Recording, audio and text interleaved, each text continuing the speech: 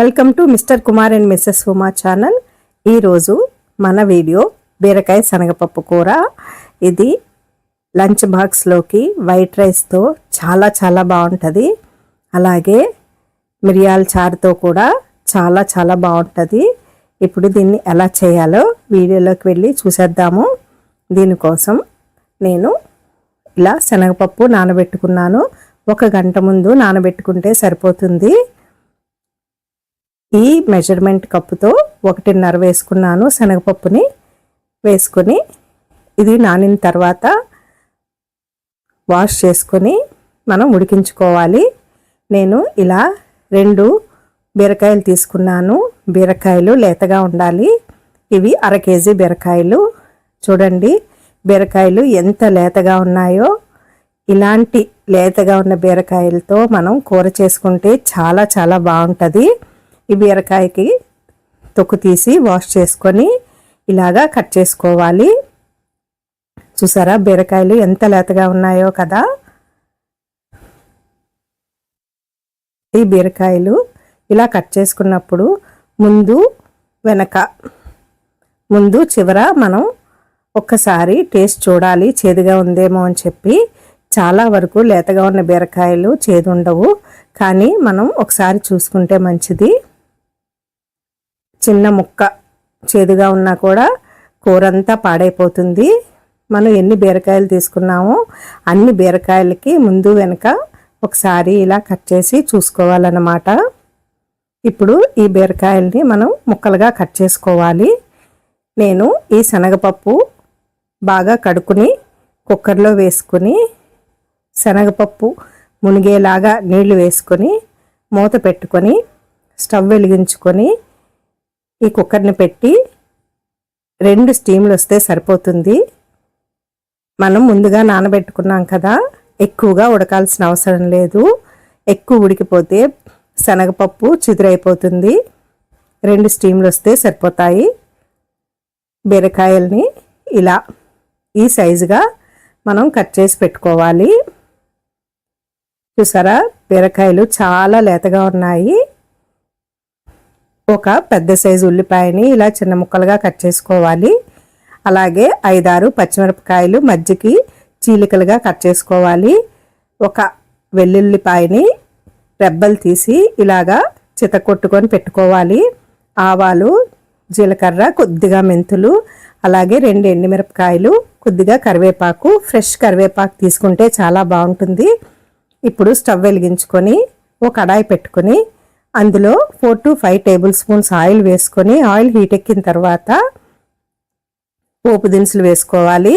అవి కొంచెం ఫ్రై అయిన తర్వాత వెల్లుల్లిపాయలు వేసుకోవాలి. ఇప్పుడు ఫ్లేమ్ని సిమ్లో పెట్టుకోవాలి. ఈ వెల్లుల్లిపాయలు ఆయిల్లో ఫ్రై అయితే మంచి స్మెల్ వస్తుంది. ఇప్పుడు ఫ్లేమ్ని సిమ్లో పెట్టుకుని చేసుకోవాలి.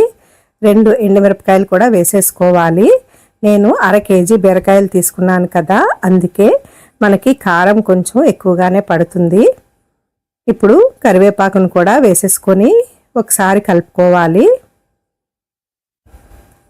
ఇవన్నీ బాగా వేపుకున్న తర్వాత ఉల్లిపాయలు కట్ చేసి ఉంచుకున్నాం కదా, ఉల్లిపాయలు, పచ్చిమిరపకాయలు, వీటిని కూడా వేసేసుకోవాలి. ఇవి వేసుకొని ఒకసారి బాగా కలుపుకోవాలి. కలుపుకున్న తర్వాత ఫ్లేమ్ని మీడియంలో పెట్టుకొని ఫ్రై చేసుకోవాలి. ఈ ఉల్లిపాయలు బాగా ఫ్రై అయిపోవాల్సిన అవసరం లేదు. ఈ ఉల్లిపాయలు చక్కగా ఫ్రై అవ్వాలంటే మనం కొద్దిగా ఉప్పు వేసుకున్నట్లయితే వేగంగా ఫ్రై అయిపోతాయి. అలాగే 1 నిమిషం పాటు మూత పెట్టుకొని మనం ఈ ఉల్లిపాయలని మగ్గించుకోవాలి. మూత పెట్టుకున్నట్లయితే ఉల్లిపాయలు బాగా మగ్గిపోతాయి. ఇప్పుడు ఈ ఉల్లిపాయలు, పచ్చిమిరపకాయలు ఇవన్నీ బాగా ఆయిల్లో ఫ్రై అయిపోయాయి. వీటిని ఒకసారి కలుపుకొని ఫ్లేమ్ని సిమ్లో పెట్టుకొని ఇందులోకి కొద్దిగా పసుపు వేసుకోవాలి.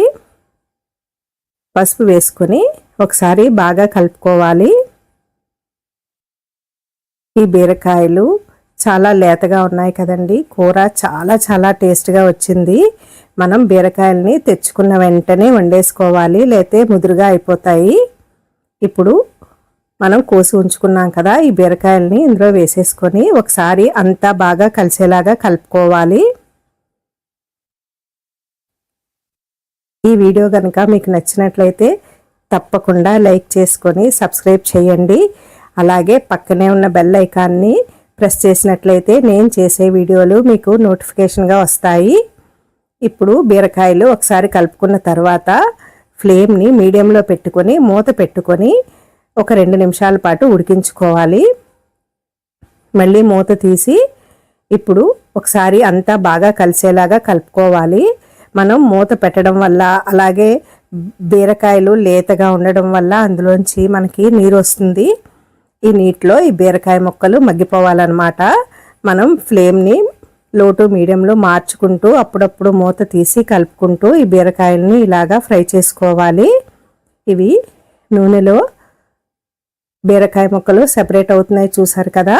ఇప్పుడు ఒకసారి బీరకాయలు ఉడికాయో లేదో చూసుకోవాలి. బీరకాయ లేతగా ఉండడం వల్ల వేగంగానే ఉడికిపోయింది. ఇప్పుడు మూత తీసి ఒకసారి చూసుకుని ఇందులోకి కొద్దిగా ఉప్పు వేసుకోవాలి. ఇందులో మనం కొంచెమే ఉప్పు వేసుకున్నాం కదా ఉల్లిపాయలు వేపుకునేటప్పుడు. అలాగే 1 టేబుల్ స్పూన్ కారం వేస్తున్నాను. చెప్పాను కదండి 1/2 కేజీ బీరకాయలు కూర చేస్తున్నాను కాబట్టి బీరకాయలు కూడా కొంచెం తీయగా ఉంటాయి. అందుకే మనం కొద్దిగా కారం ఎక్కువే వేసుకోవాలి. ఈ కారం ఉప్పు వేసుకొని ఒకసారి బాగా కలుపుకున్న తర్వాత మనం ఉడికించి పెట్టుకున్న ఈ శనగపప్పుని నీటితో సహా వేసేసుకోవాలి. వేసుకొని ఇది అంతా బాగా కలిసేలాగా కలుపుకొని మూత పెట్టుకొని ఒక 2 నిమిషాల పాటు మీడియం ఫ్లేమ్లో ఉడికించుకోవాలి. హైలో పెట్టుకున్నట్లయితే మాడిపోతుంది. ఈ శనగపప్పు ఈ బీరకాయ నీళ్ళల్లో కొంచెం ఉడికినట్లయితే మనకి గ్రేవీగా బాగుంటుంది. ఈ కూర అన్నంలో కలుపుకోవడానికి అలాగే రసంలోకి కూడా ఈ కూర చాలా టేస్ట్గా ఉంటుంది. బీరకాయ కూడా ఒంటికి చాలా మంచిది, పీచు పదార్థం కదా. అంతేనండి, ఈ బీరకాయ కూర రెడీ అయిపోయింది. ఇప్పుడు దీన్ని సర్వింగ్ బౌల్లోకి తీసుకుంటున్నాను. మీరు కూడా ఒకసారి ఇలా ట్రై చేసి చూడండి. మీకు నచ్చినట్లయితే కామెంట్ చేయండి. మీరు సపోర్ట్ చేసినట్లయితే మరిన్ని మంచి రెసిపీస్ నా ఛానల్లో అప్లోడ్ చేస్తాను. చాలామంది చూస్తున్నారు కానీ సబ్స్క్రైబ్ చేసుకోవట్లేదు. మీకు నచ్చినట్లయితే సబ్స్క్రైబ్ చేసుకోండి. Thank you for